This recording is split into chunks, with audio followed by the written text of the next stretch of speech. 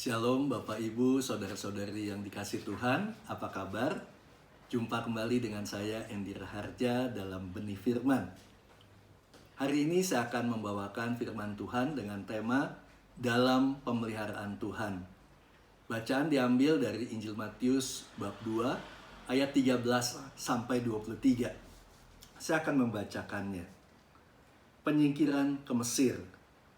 Setelah orang-orang Majus itu berangkat, nampaklah malaikat Tuhan kepada Yusuf dalam mimpi dan berkata, "Bangunlah, ambillah anak itu serta ibunya, larilah ke Mesir, dan tinggallah di sana sampai aku berfirman kepadamu. Karena Herodes akan mencari anak itu untuk membunuh dia." Maka Yusuf pun bangunlah. Diambilnya anak itu serta ibunya malam itu juga. Lalu menyingkir ke Mesir dan tinggal di sana hingga Herodes mati. Hal itu terjadi supaya genaplah yang difirmankan Tuhan oleh Nabi. "Dari Mesir kupanggil anakku." Ketika Herodes tahu bahwa ia telah diperdayakan oleh orang-orang Majus itu, ia sangat marah. Lalu ia menyuruh membunuh semua anak di Betlehem dan sekitarnya, yaitu anak-anak yang berumur 2 tahun ke bawah, sesuai dengan waktu yang dapat diketahuinya dari orang-orang Majus itu. Dengan demikian genaplah firman yang disampaikan oleh Nabi Yeremia. Terdengarlah suara di Rama, tangis dan ratap yang amat sedih. Rahel menangisi anak-anaknya, dan ia tidak mau dihibur, sebab mereka tidak ada lagi. Setelah Herodes mati, nampaklah malaikat Tuhan kepada Yusuf dalam mimpi di Mesir.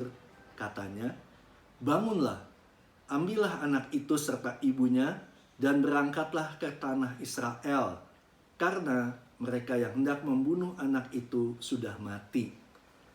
Lalu Yusuf pun bangunlah, diambilnya anak itu serta ibunya, dan pergi ke tanah Israel.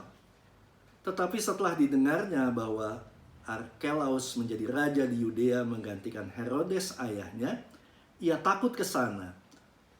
Karena dinasehati dalam mimpi, pergilah Yusuf ke daerah Galilea.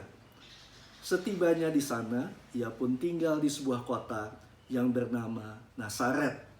Hal itu terjadi supaya genaplah firman yang disampaikan oleh nabi-nabi, bahwa ia akan disebut orang Nazaret.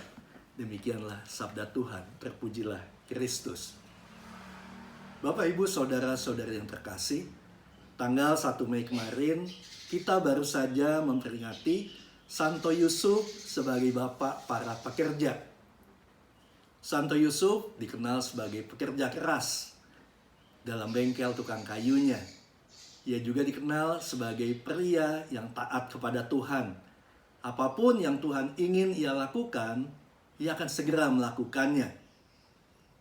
Hari ini saya mau mengajak kita bersama melihat bagaimana peran Santo Yusuf sebagai bapak keluarga di saat-saat yang sulit, di saat-saat ada ancaman dalam kehidupan keluarga mereka. Di dalam ayat ke-13 dikisahkan malaikat Tuhan meminta Yusuf untuk membawa bayi Yesus beserta Maria istrinya untuk melarikan diri ke Mesir. Mengapa mereka harus mengungsi ke Mesir? Dijawab di ayat selanjutnya, karena Herodes yang menjadi penguasa saat itu sedang sangat marah dan menyuruh membunuh semua anak di Betlehem dan sekitarnya. Herodes sangat marah saat itu karena dia ingin tahu keberadaan bayi Yesus yang dikatakan oleh para Majus bahwa telah lahir seorang raja bangsa Yahudi.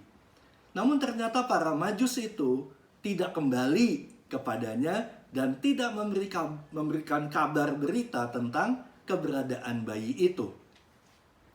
Bapak, Ibu, Saudara-saudari yang terkasih, jadi saat itu ada ancaman bagi semua keluarga yang mempunyai anak bayi di bawah 2 tahun. Termasuk ancaman bagi keluarga Yusuf. Ancaman yang dapat membunuh anak bayi mereka, yaitu Yesus. Maka Tuhan menyuruh malaikatnya untuk memberitahukan kepada Yusuf agar ia membawa keluarganya menyingkir ke Mesir. Bapak Ibu, ini adalah bentuk pemeliharaan Tuhan terhadap keluarga Yusuf. Lalu Yusuf pun bangun dan mengambil bayi Yesus serta ibunya malam itu juga, lalu menyingkir ke Mesir dan tinggal di sana sampai Herodes mati. Bapak Ibu saudara-saudara yang terkasih, kita bisa bayangkan perjuangan mereka saat itu. Bagaimana sulitnya bepergian dengan seorang bayi. Apalagi di zaman itu belum ada transportasi umum, belum ada bis atau kereta api. Paling yang ada mereka harus naik onta atau naik keledai.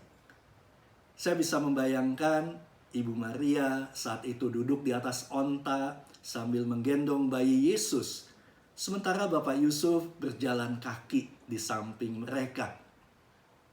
Juga jangan bayangkan itu adalah perjalanan yang mulus di atas jalan yang beraspal. Tetapi mereka harus melewati padang gurun yang tandus. Namun sekali lagi, Tuhan memelihara dan melindungi mereka sehingga mereka dapat tiba di Mesir dengan selamat. Selanjutnya, apa yang dilakukan Bapak Yusuf selama ia berada di Mesir? Inilah yang menjadi inti permenungan saya. Tadi di awal saya katakan Bapak Yusuf adalah seorang tukang kayu.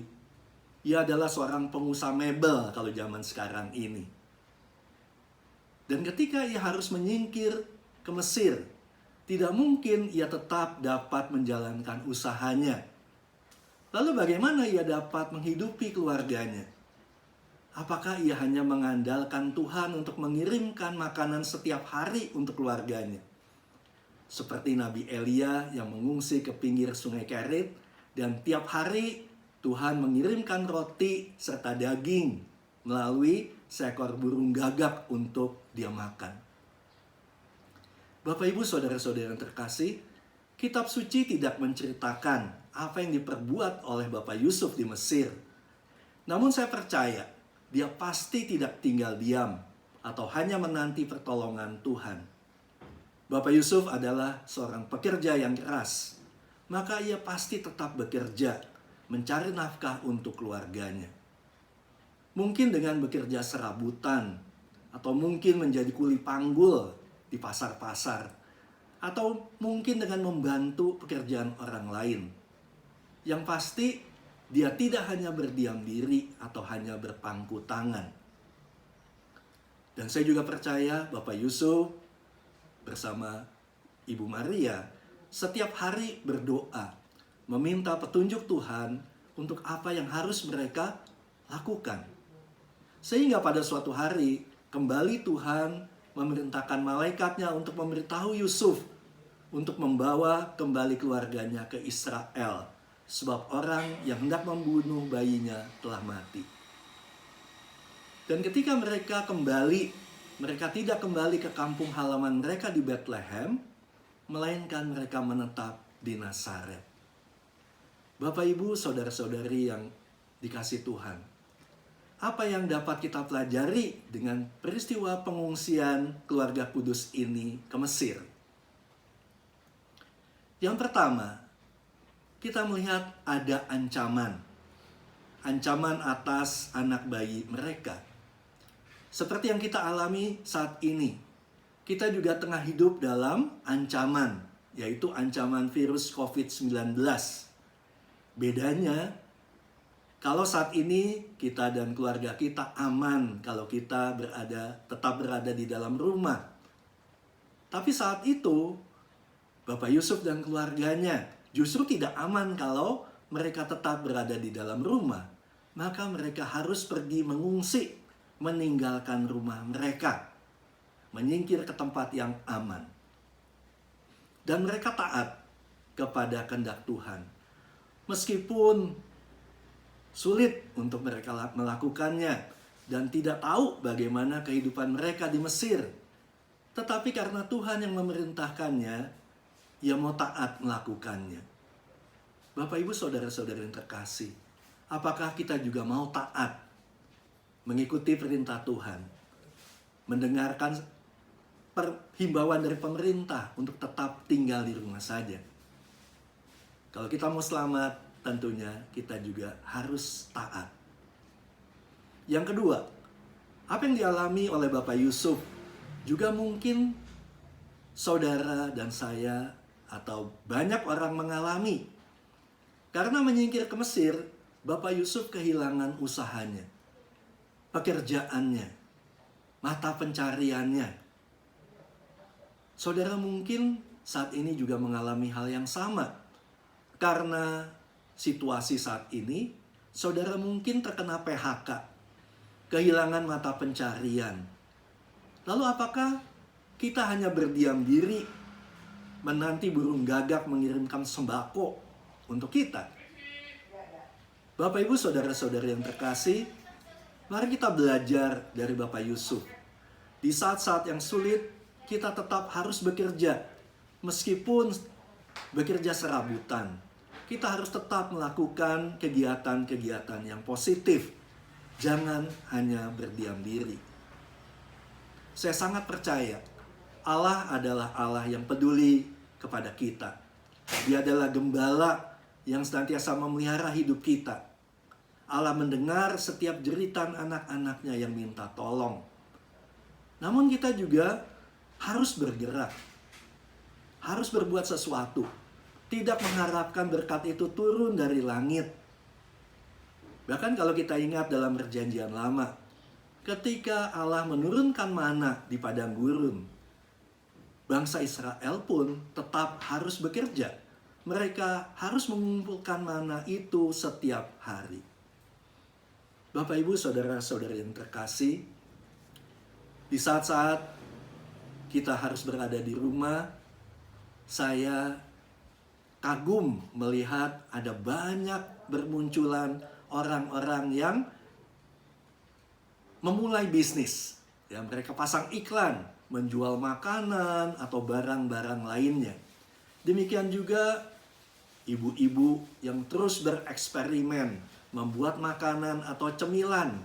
Meskipun tadinya mungkin mereka jarang atau tidak pernah masak. Ada juga yang kemudian menawarkan makanan buatannya itu untuk dijual. Inilah kegiatan-kegiatan positif yang bisa kita lakukan di masa-masa pandemi seperti sekarang ini. Juga ada banyak hal-hal positif lainnya yang bisa kita lakukan. Misalnya, kalau Anda masih muda dan sehat, Anda bisa menolong tetangga Anda yang sudah tua untuk berbelanja di supermarket misalnya. Saya sendiri terdorong untuk melakukan kegiatan dengan mewartakan firman lewat media YouTube ini, juga membagikan materi pengajaran kepada teman-teman di pelbagai keuskupan secara online. Semula saya pikir hanya sedikit saja yang tertarik. Namun ternyata setelah saya mulai membagikannya, ada banyak keuskupan yang tertarik. Ada banyak orang yang merasa terberkati, mulai dari Medan sampai Merauke. Bapak Ibu saudara-saudari yang terkasih, hal ketiga yang dapat kita pelajari dari Bapak Yusuf adalah terus berdoa. Terus menjalin relasi dengan Tuhan. Sehingga kita tahu apa yang harus kita lakukan di hari-hari mendatang. Di ayat yang 19 dikatakan, malaikat Tuhan memberitahu Yusuf untuk kembali ke tanah Israel. Namun dengan bimbingan Tuhan juga, ternyata ia tidak kembali ke Bethlehem, melainkan ke Nazaret. Bapak Ibu, saudara-saudari yang terkasih, mungkin setelah wabah COVID-19 ini mereda dan Anda mulai kembali bekerja, mungkin Anda tidak kembali bekerja di tempat yang sama karena Anda sudah di PHK. Maka mintalah bimbingan dari Tuhan untuk mulai bekerja di tempat yang baru atau memulai usaha yang baru. Dan imanilah bahwa itu adalah tempat yang akan semakin memberkati hidup saudara. Sekali lagi, karena Tuhan tahu apa yang terbaik untuk Anda, dan Dia adalah Allah. Dia adalah gembala yang memelihara hidup Anda.